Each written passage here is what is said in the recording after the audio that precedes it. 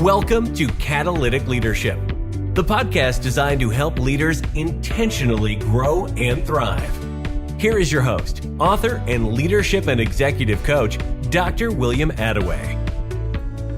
Hey, it's William, and welcome to today's episode of the Catalytic Leadership Podcast. Each week, we tackle a topic related to the field of leadership. My goal is to ensure that you have actionable steps you can take from each episode to grow in your own leadership. Growth doesn't just happen. My goal is to help you become intentional about it. Each week, we spotlight leaders from a variety of fields, organizations, and locations. And my goal is for you to see that leaders can be catalytic no matter where they are or what they lead. I draw inspiration from the stories and journeys of these leaders, and I hear from many of you that you do too. Let's jump into today's interview. I'm so excited today to have Craig Andrews on the podcast. Craig is the principal ally and founder of marketing agency Allies for Me. Using a proven method that mimics the stages of courtship, Allies for Me helps companies find strangers and convert them into high-paying customers. An 8-stage customer value journey is the framework that leads someone from first contact to post-purchase. Craig talks about adding value at each and every stage of the journey. First-time offers like a coffee date. It's low commitment and low risk way to test the relationship. When you do that well, your prospect starts asking you to close the deal. That relational framework builds trust faster. It drives revenue faster, and it strengthens customer loyalty after the purchase. Craig, I'm so glad you're here. I cannot wait to dive into this with you. Thanks for being on the show. William, thanks so much for having me. I've been looking forward to this. Loved talking to you in the pre-interview. Loved the connection both here in Texas and there up in Northern Virginia. Absolutely. Greg, I'd love for you to share some of your story with our listeners. A powerful story it is, particularly around your journey and your development as a leader. How did you get started? Started as a loser. Me too. I was no teacher ever accused me of being a model student. And at one point when I realized my 2.54 GPA and my pot smoking habits weren't going to take me to any kind of university that anybody had ever heard of, I decided it was time for a change. And so I joined the Marine Corps. That'll do it. and there's something really interesting. I didn't realize it at one. I mean, I intuitively knew it, but I didn't think about the distinction between regular industry and the Marines. If you have an underperforming Marine, you can't fire them. Yeah. If they commit a crime, you can prosecute them using the Uniform Code of Military Justice, kick them out of the Marine Corps. You can do a series of non-judicial punishments, but they actually have to commit a crime. They actually have to do something unlawful for you to be able to get rid of them. And I had a underperforming Marine that was impacting the mission, and I couldn't fire him, so I had to reform him.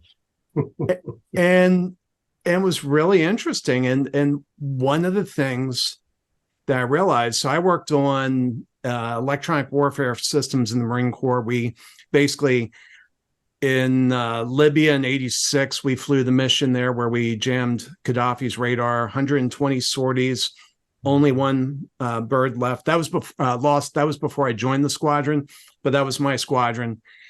We didn't get much press in the Gulf War because when we flew over, nothing happened by design. That was the definition of success, is when we flew over, nothing happened. And good. Yeah. But I had this Marine that just couldn't fix the gear. And it wasn't a lack of attitude. He just was no good. And I had to figure out how to turn him around. And at one point I realized, I said, I'm not fixing any more gear. The only way gear is going to get fixed is if you fix it. Mm-hmm. Now, that's probably going to mean that we're going to end up working nights and weekends. And if that's what we have to do, that's what we have to do. But you have to learn how to fix gear. Mm-hmm. I'm going to be here to answer any questions you have. And doggone if you didn't turn around. I mean, there were obviously bumps in the road, but we have a luxury here in civilian life where if somebody's underperforming, we can cut them loose. And sometimes we cut folks loose too soon. Mm-hmm. But it's interesting in the Marine Corps, an underperforming Marine, you have to reform them or wait till they break a law and then get rid of them. And this guy wasn't breaking laws. He was a good guy. He just was underperforming. Wow. I think that's such a pure form of leadership, Craig. When you don't have the leverage of cutting them loose and you've got to work with them and help them get from where they are to where they need to be. And I love how you saw that and leverage that opportunity to help this guy in a way that he will carry with him for the rest of his life. Yeah. Right? Because somebody saw something in him that could be that wasn't yet and helped to bring that forward. Well, and when he turned around and he started becoming productive, you should have seen the look on his face. He was proud. Yeah. How many leaders that are listening can relate to that story? Somebody who's underperforming and the temptation, it's so real to just cut them loose and say, next. We'll find somebody else. But every person matters. And what you communicated to this guy was, hey, you know what? You don't have to stay where you are. You're under no obligation to be the person you are right now in 5 minutes. Yeah. You can change. You can get better. I love that. You're an agency owner. You've led in so many different contexts. How would you define leadership based on all of your experiences in your journey so far?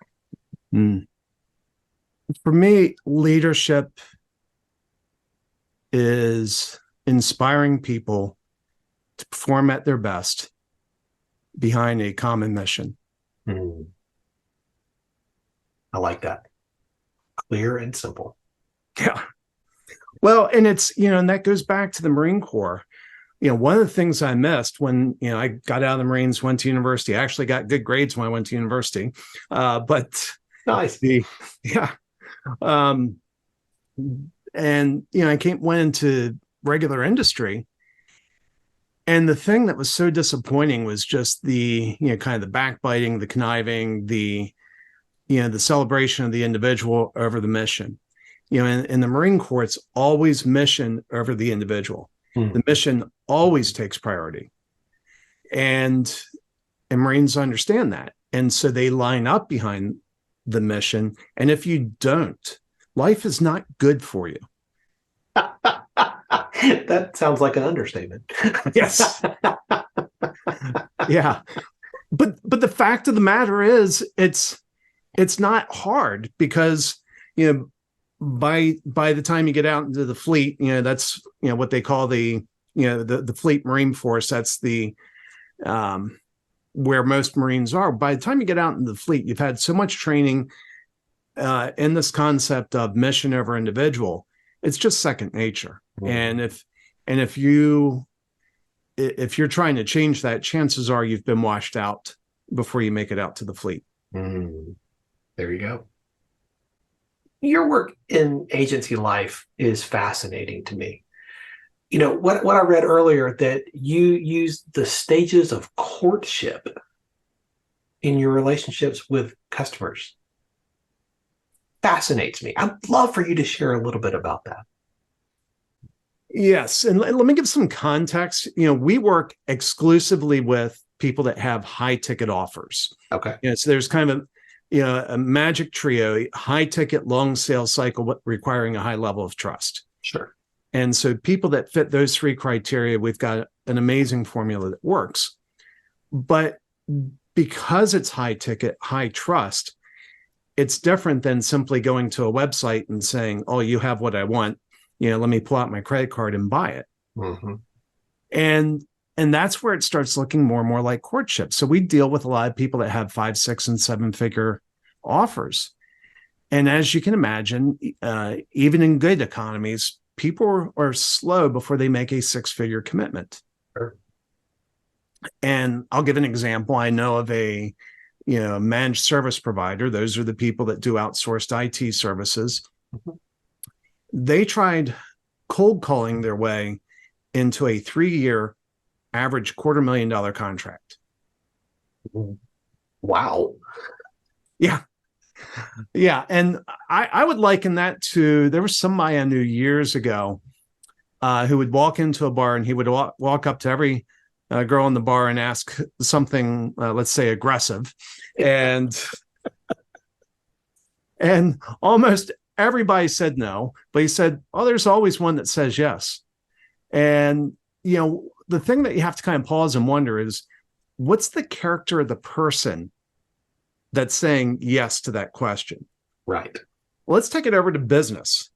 What's the character of the person that takes a cold call and agrees to a 3-year $250,000 contract? How good at making decisions are they? Is this somebody that you want to partner with? What a great perspective. Yeah. So in normal life, we do things like, instead of jumping there, don't even usually start with dinner. It usually starts with coffee. You have a conversation. If we think about it in 5 stages, you have an introduction, and then you have conversation. That's stage 2. If conversation goes well, then often you go to coffee. You go to coffee because you hope for bigger and better things, but there's enough uncertainty where you kind of protect yourself by saying, you know what, we are going to, we're going to drive there separately. We're going to minimize the financial risk. We're going to minimize the physical risk. We're going to minimize the commitment risk. But you're going to coffee because you hope it works out. You don't go to coffee because you hope it doesn't work out. Yeah. And if it does, then you start going out to dinner. And if that works out, then you move to commitment. And so that's where we look at as different stages of courtship. And the thing that I think is horribly broken with high ticket sales is people go in and they try to cold call their way into $250,000 3-year contracts, or even something much less. And I just think that's broken. And we wouldn't do that. Most people, except for this one fellow that I knew, most of us would not be so bold in our ask if we were in a regular courtship relationship. So why should we not have the same attitude when it comes to business? I love that analogy. And I think that holds up because relationships are very similar.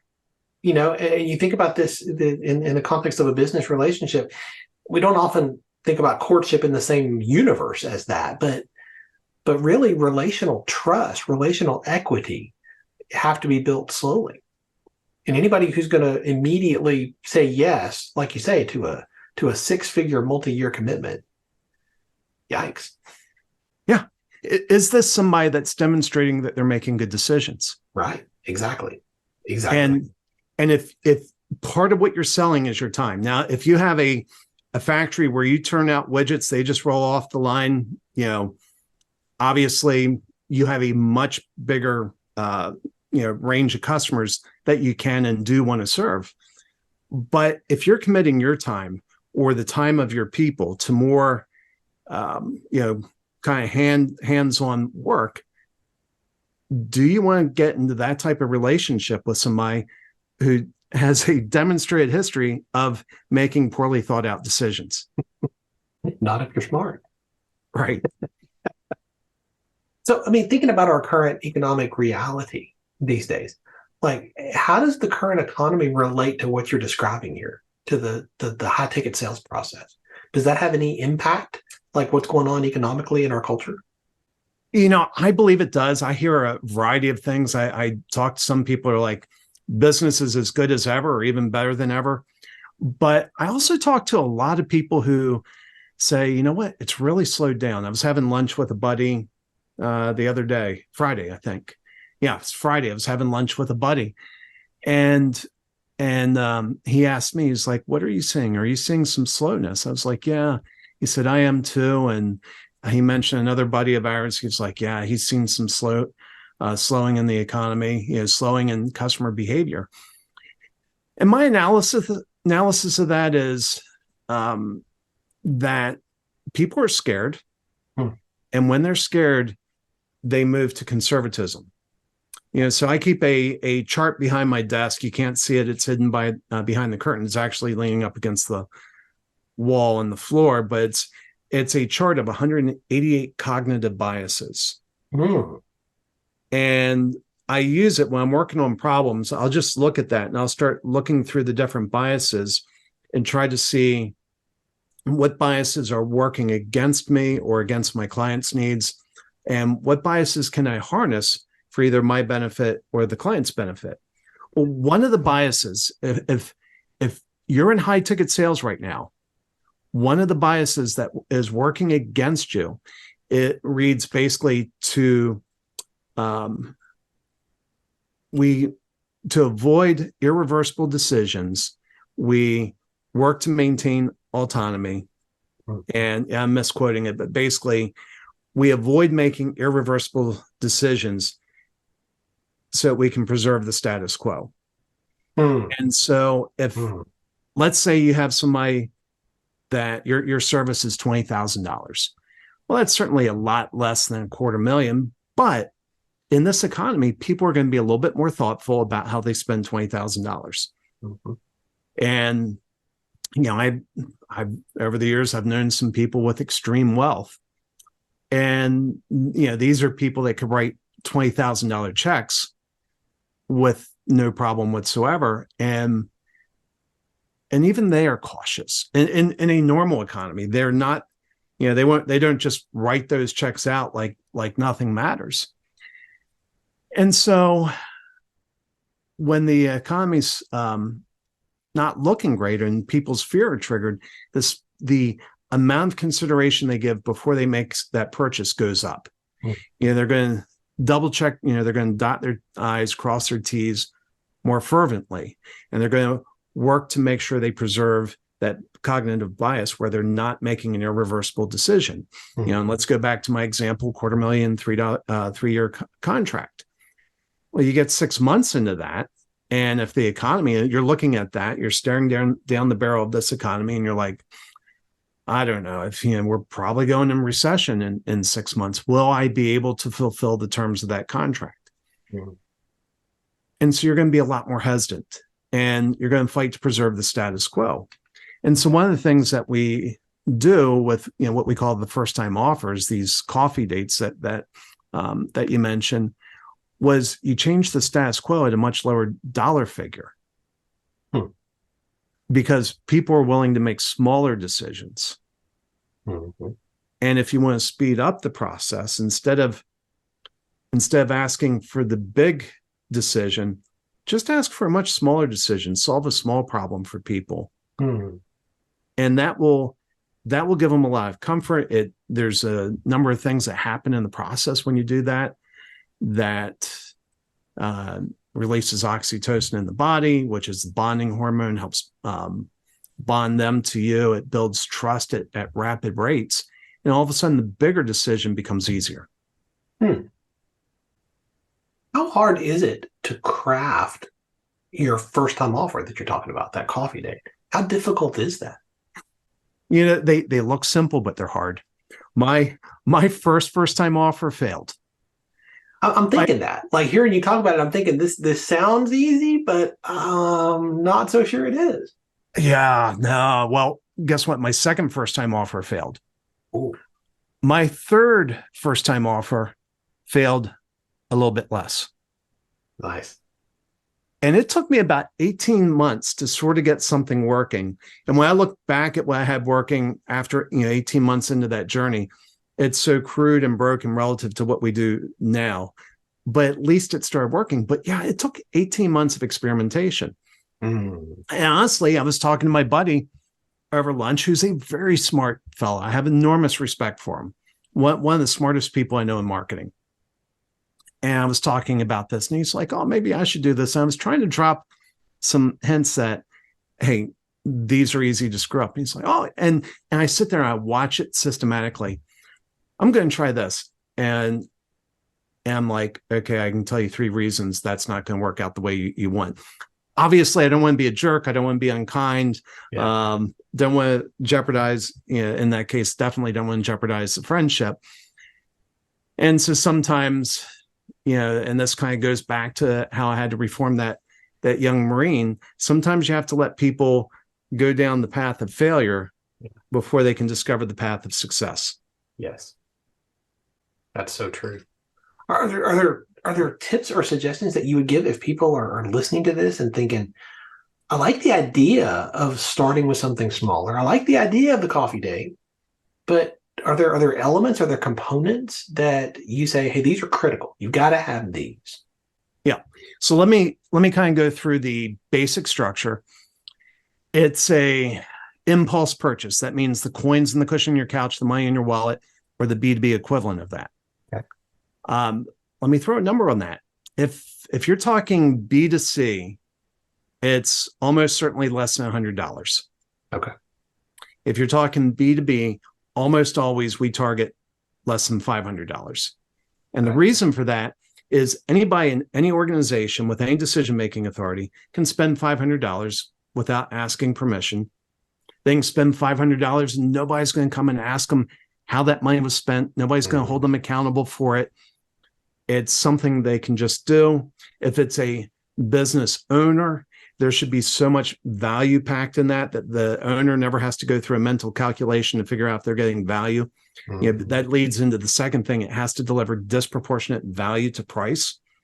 And so when it's an impulse purchase that delivers disproportionate value, business owners or senior executives aren't having to do a mental calculation to figure out if it is a value. It's obvious it's a value. If it's somebody lower in the organization, they're not worried that they'll ever be held accountable for that money. They can just whip out the corporate card, they can spend the money.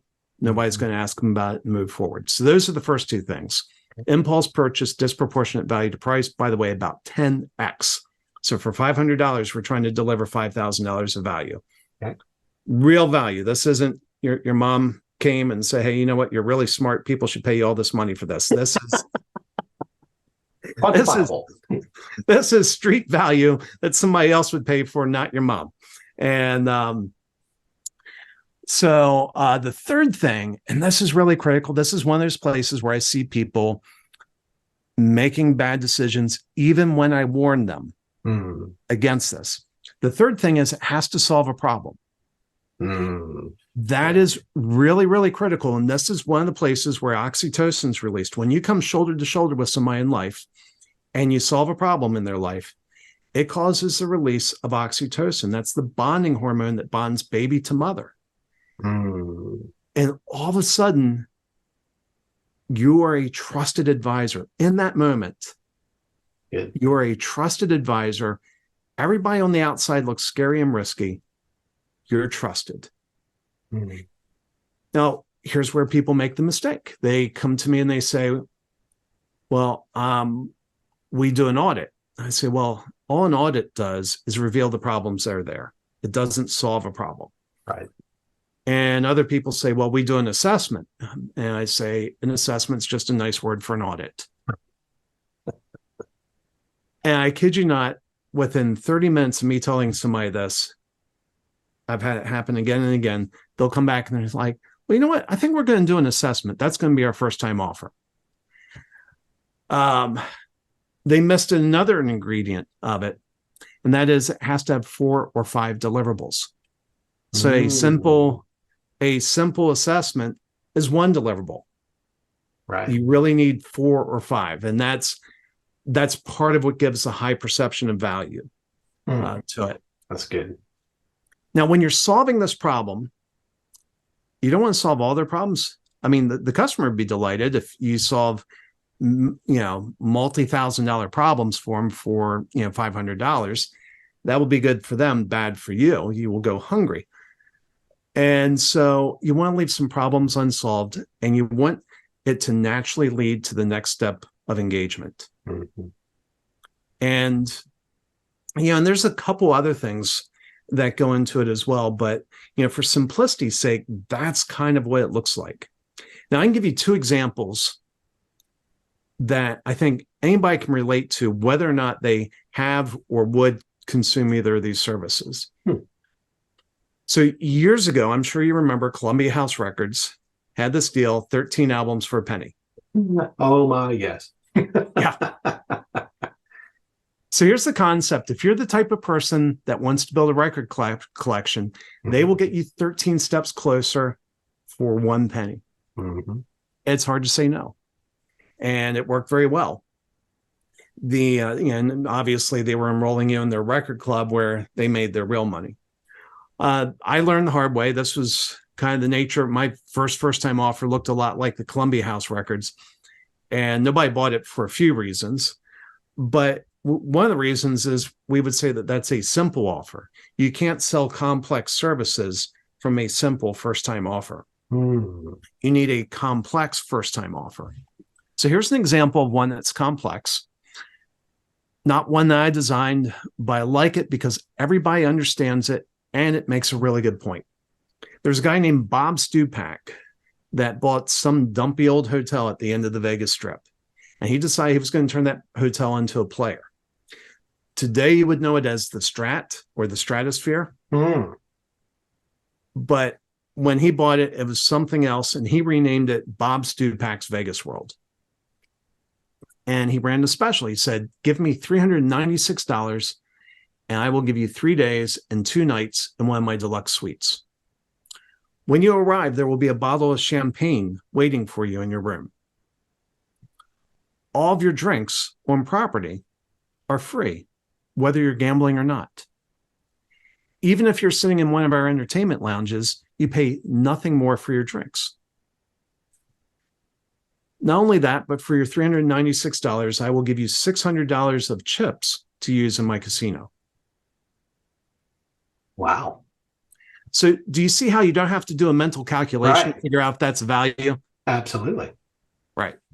It's also a complex offer. It has 4 deliverables. Remember I said 4 or 5? That one has 4. Right.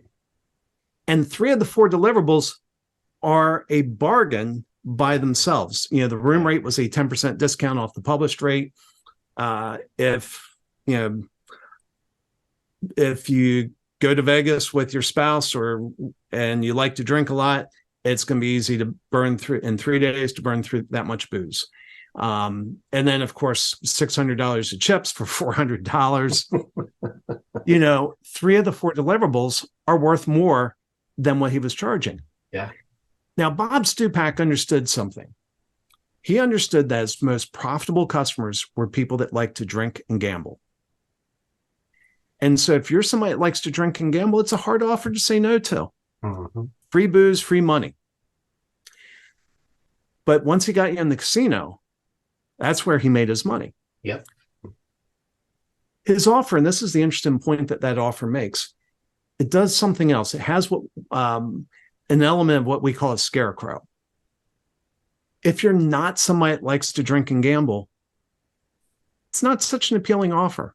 Yeah. And if you're not somebody that likes being around a lot of really drunk people, you're like, all these people there drinking tons of free booze, it's going to be obnoxious. I don't want to be there. There's 150,000 rooms in Vegas. I'll go find another room and stay there. That will be a little less obnoxious. And that was what Bob Stupak wanted, because he wasn't going to make money off those people. But he'd make some money. He'd make money off the room. But where he made his real money was when he got them in the casino and drinking. Wow. And so a really good first-time offer does that. It calls your ideal clients out. It's actually a qualifying element. It helps you qualify your ideal clients. And I mentioned the scarecrow. We started this year more intentionally. We accidentally slipped them in before, but this year, as I was sitting down, I was writing a book called Make Sales Magical, which talks about this. And as you know, when you sit down and you write, it forces you to formalize your thoughts. And one of the things that came out was, we're going to call this a scarecrow. And a scarecrow is something that you put in the offer. It's invisible to your ideal client. They don't even see it. But your non-ideal client sees the scarecrow and they're like, I don't know. I don't know if I want that. And so they self-select out. Yeah. And that's one of the things that I loved about this process was when I first started implementing it successfully, started sooner. I noticed that people that I'm sitting on a call and I realize, I don't know if I want to work with them. They would self-select out of the process. I was like, this is wonderful. I don't have to tell them no.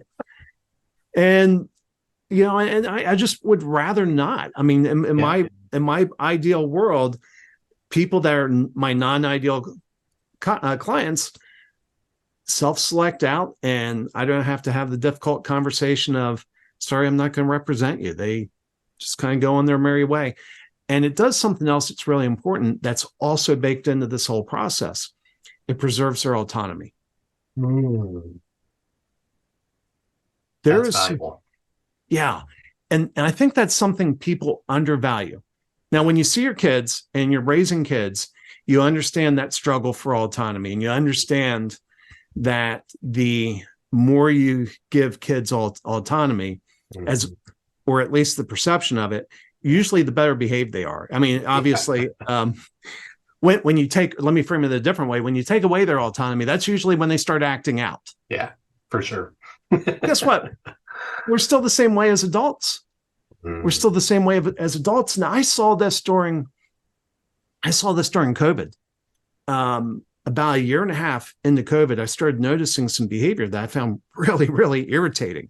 I would go to the grocery store, and there would be somebody parked right in front of the front door, right in the main roadway, and they'd be waiting for somebody in the store, not down the way right in front of the front door. And then their person they're waiting for comes out, and they just load their groceries right in front of the store, blocking traffic. I just remember thinking, that's really annoying. That's not very thoughtful. Yeah. And then right next to the grocery store is a Starbucks, and I saw people doing the same thing there, just blocking the path into the store, and just being very, very thoughtless. And once I got over being annoyed by it, I kind of took a step back and said, why are these people doing this? This is not normal. Yeah. I live in Texas, where people are heavily armed, and that fosters a certain level of good behavior. That's true. I was like, why are people doing this? And it hit me. I was like, they've just spent a year and a half having their autonomy taken away. Yeah. And so they're acting out. Yeah. So many sales strategies are about boxing somebody into a corner. Taking away their autonomy. You're taking away their autonomy. With these first-time offers, the way we design them, not only do they preserve the autonomy, but it amplifies the autonomy. So when we offer a first-time offer, and we coach all of our clients to do the same thing, we tell them, hey, here are the 4 or 5 deliverables in this offer. And when you get these 4 or 5 deliverables, and if you buy one of mine, you're going to get them in a binder, presuming you're in North America. If it's Europe, haven't figured that problem out. But if you're in North America, you're going to get them delivered in a binder. And once you have those results, you have 3 choices. You can take the binder and implement it yourself. Your second choice is you can take it and have someone else implement it on your behalf. The third choice is, if we mutually agree, we'll help you implement it. You see how that's amplifying autonomy? You are in control. You choose, right? You get to choose. And the paradox is, the more autonomy you give people, the higher your closing rate goes. Wow. It is so countercultural to the normal way of thinking that you box them in, right, to up your close rate. The more you can overcome every objection and box them in, your close rate goes up. But what I'm hearing is, the more autonomy you give them, the higher your close rate goes. That's been my experience. Now, of course, I'm looking for partners. Yeah. I want, when I'm working with a client, I want it to be somebody where they're a valuable part of my life and I'm a valuable part of their life. Right. A strategy partner. Yeah. Yes. Absolutely. And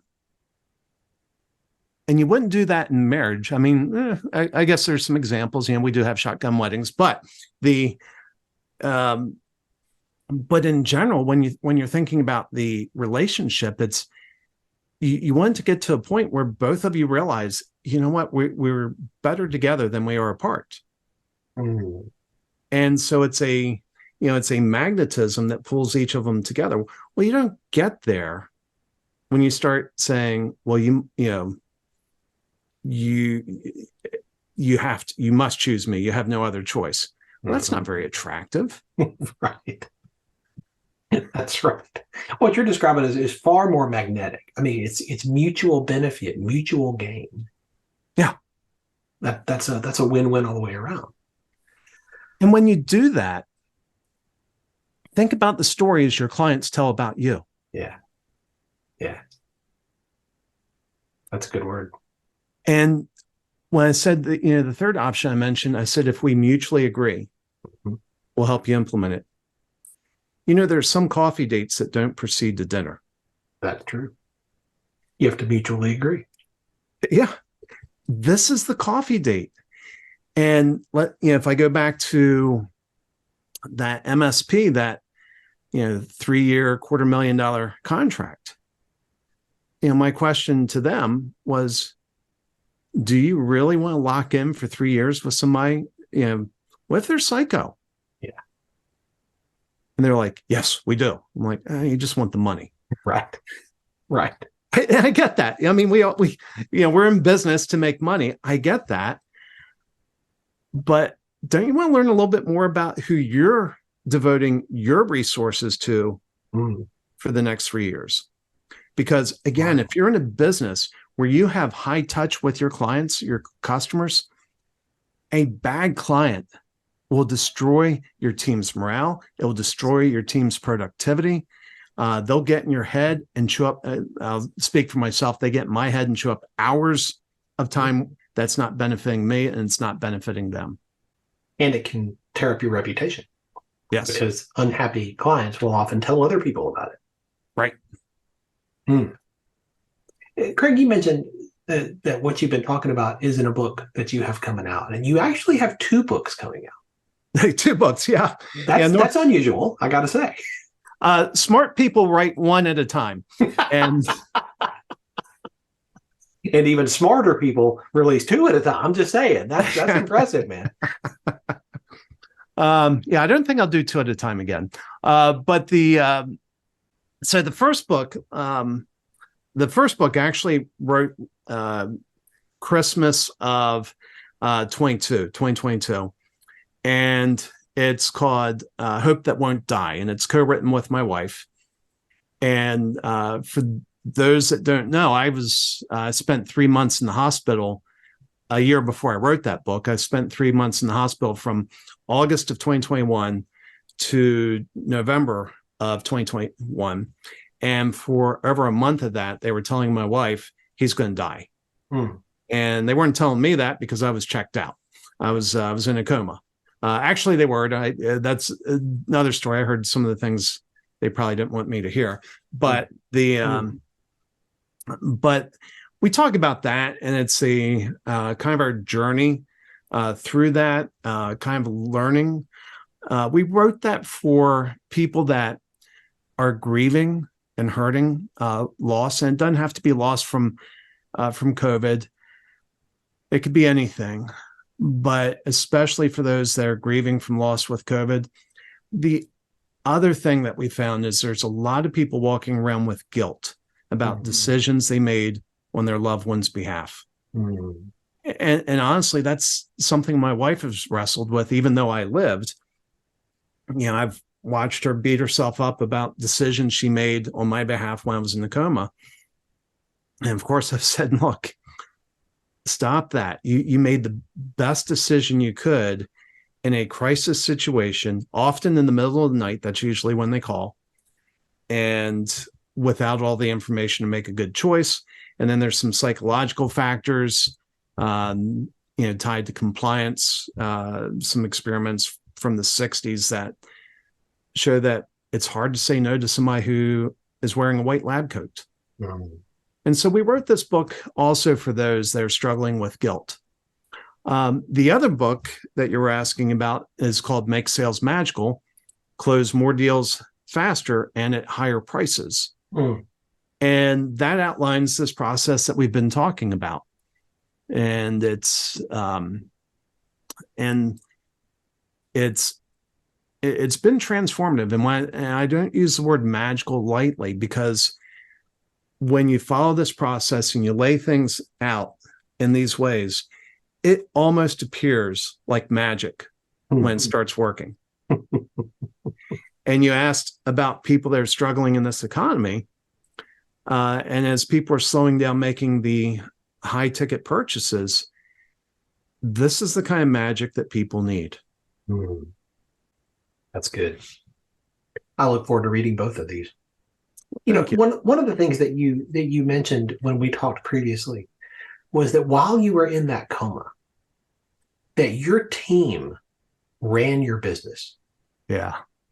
I got to tell you, as a leader, that's beyond impressive. To see a team of people step into that kind of a role in that kind of a crisis and perform at the level that they did. Like, what can you say about, what can you share about that? Because that's there's a lot of people listening, I think, who would be like, yeah, my team would bail. My team, no way would they perform at that level.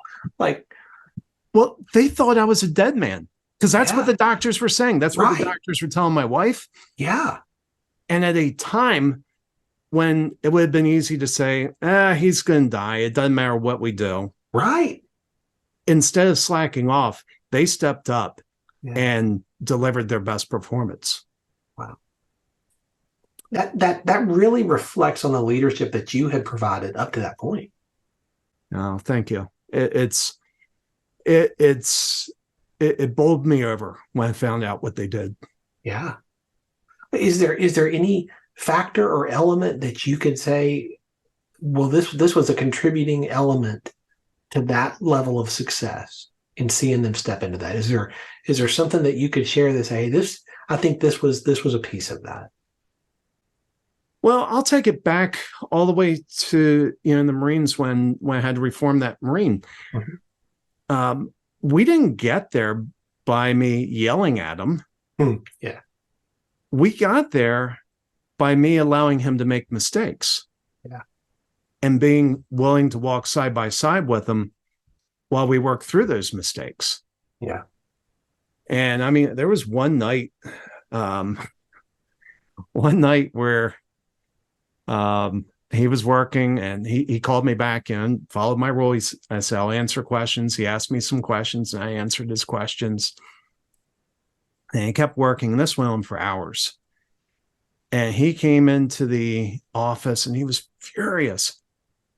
He's like, did you know that circuit breaker was flipped? I said, yes. Did you flip it? I said, no.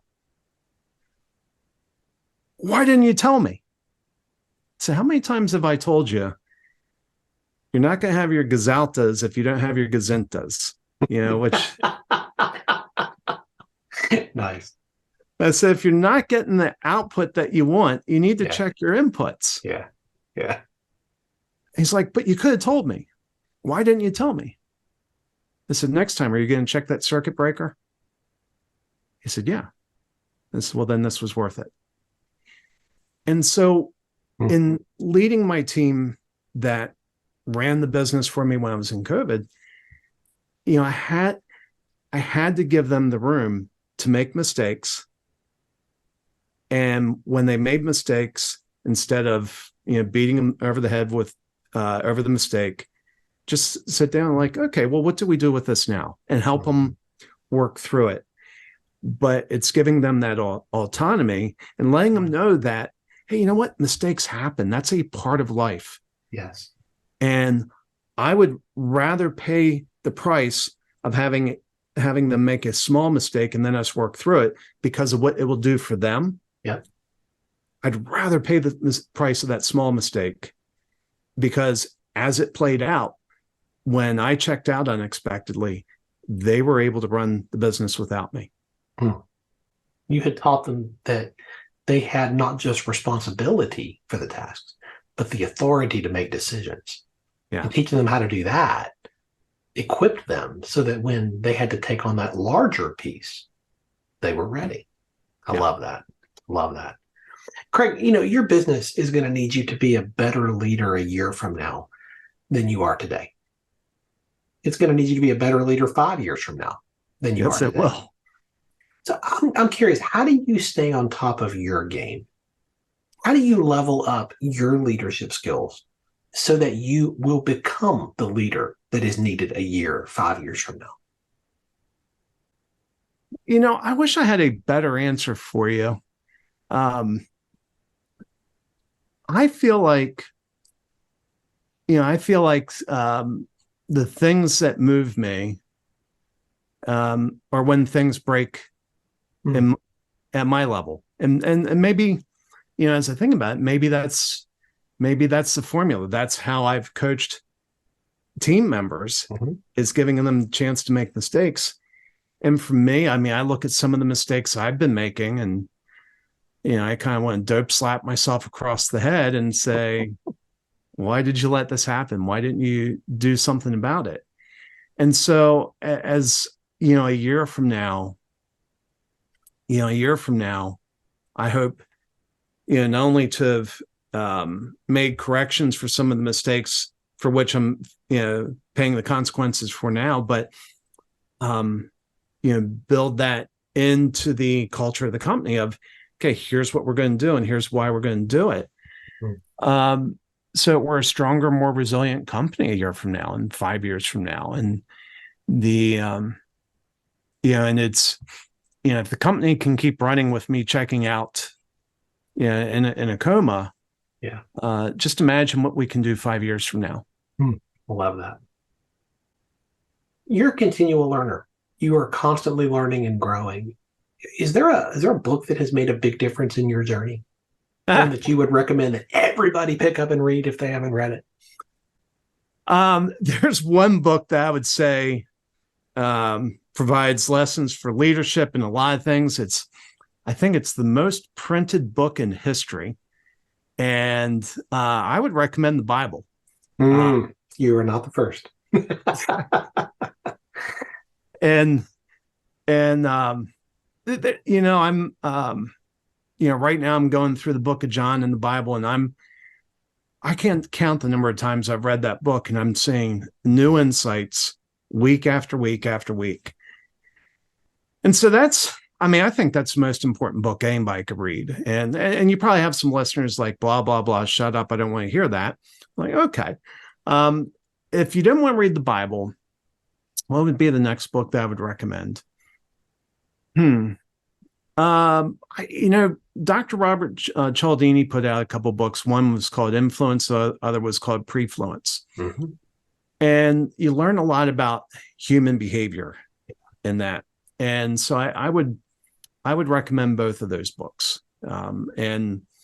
Influence was kind of the Bible of the persuasion world for decades, until he came out with his book Prefluence, a pursuit of new royalties.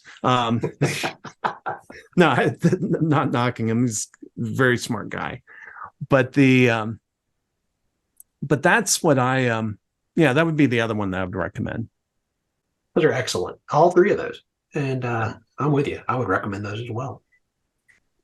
Craig, this has been so fascinating. It's touching on so many things in this conversation. We could go for another hour. But as we wind this up, because I want to keep this at a decent length here, as we wind this up, if people walk away from this episode with one big idea, what would you like that one idea to be? It's a piece of advice I got that kind of influenced this whole idea of first-time offers. The best way to speed up a sale is to slow it down. Okay, you have to unpack that just a little bit. Well, I had a sales coach tell me that.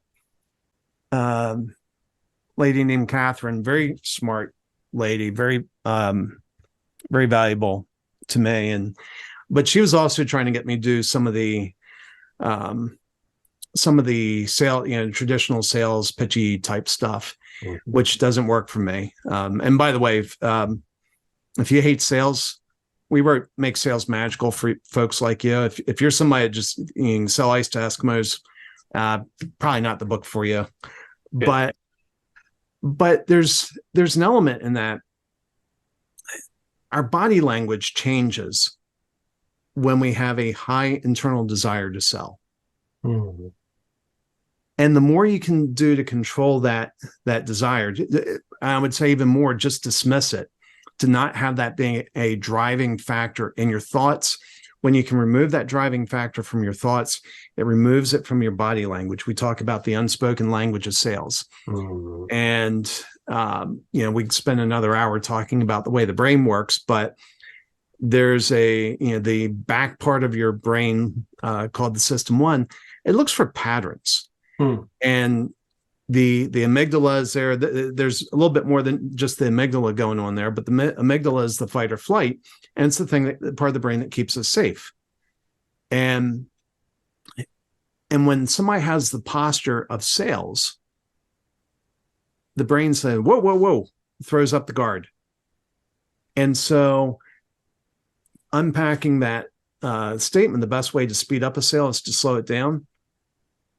That's unwinding that guard system in the brain, where instead of giving off the vibe of, "Hey, I'm trying to close this, I'm trying to close you quickly," you send off another vibe that is far more seductive of, "I have something valuable here. If you don't want it, that's fine." Yeah. Now, I don't say it from a place of arrogance. When we're selling first-time offers, we celebrate the people who say no as much as we celebrate the people who say yes. Because we know the offers are structured so well that when you put them in front of a qualified buyer, the only answer they'll give is yes. And so if the answer they give is no, there's something going on that you may understand, you may not understand, but there's something going on that makes them not a good buyer. And you need to just trust that. Wow. So good. Craig, again, this has been so fascinating, and I'm so grateful to you for sharing so generously today. I know people are going to want to stay connected with you and continue to learn from you. What is the best way for them to do that? So they can come to our website, which is alliesforme.com. That's spelled ALLIES, the number 4, ME.com.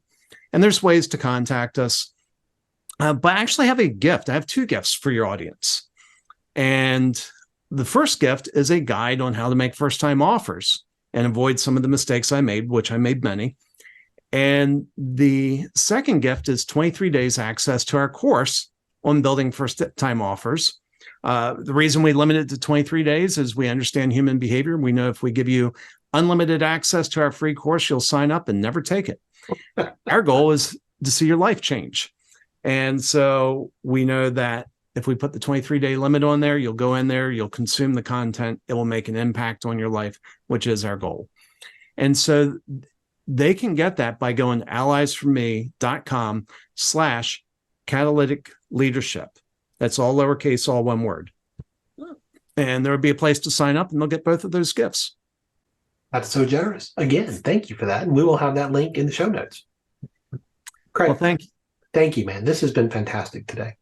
Thank you. I've enjoyed it thoroughly. Thanks for joining me for this episode today. As we wrap up, I'd love for you to do 2 things. First, subscribe to this podcast so you don't miss an episode. And if you find value here, I'd love it if you would rate it and review it. That really does make a difference in helping other people to discover this podcast. Second, if you don't have a copy of my newest book, Catalytic Leadership, I'd love to put a copy in your hands. If you go to catalyticleadershipbook.com, you can get a copy for free. Just pay the shipping so I can get it to you, and we'll get one right out. My goal is to put this into the hands of as many leaders as possible.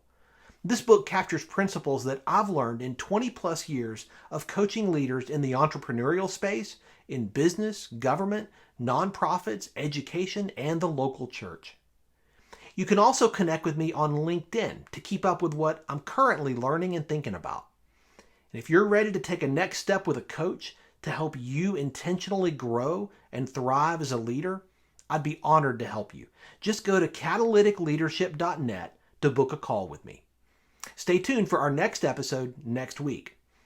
Until then, as always, leaders, choose to be catalytic. Thanks for listening to Catalytic Leadership with Dr. William Attaway. Be sure to subscribe wherever you listen to podcasts so you don't miss the next episode. Want more? Go to catalyticleadership.net.